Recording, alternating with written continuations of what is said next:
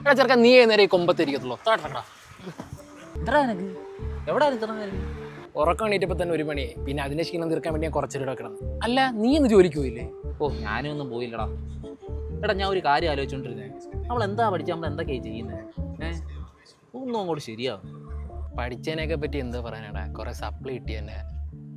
നമ്മുടെ JK അല്ലേ വരുന്നേ? ആ എവിടെ പോയടാ? കടയിലോട്ട് പോകും.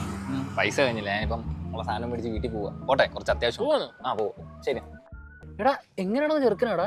നല്ലപോലെ പഠിക്കുന്നല്ലായിരുന്നു. ഇപ്പത്തെ വീട്ടിൽ സാധനം മേടിക്കാൻ പോലുള്ള വകയില്ല. നിനക്ക് നമ്മുടെ കൂടെ പഠിച്ച അരീനെ അറിയാമോ? മറ്റേ തല്ലുള്ളി. അവൻ തന്നെ. അവനിപ്പം മാസമായി 4 ലക്ഷം രൂപ ശമ്പളം. എങ്ങനെടാ?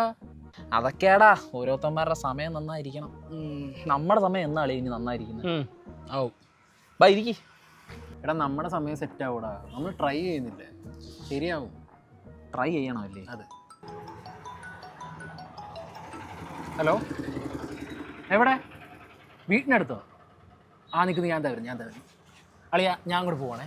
എവിടെ പോന്നോ? അളിയ പിള്ളേരെ വിളിച്ച് വീട്ടിനങ്ങോട്ട് പറഞ്ഞ അത്യാവശ്യം പോരാ. എന്താ പറ്റി? എടാ വീട്ടിനടുത്തൊരു JCB വന്നു. ഞാനും വരുന്നു.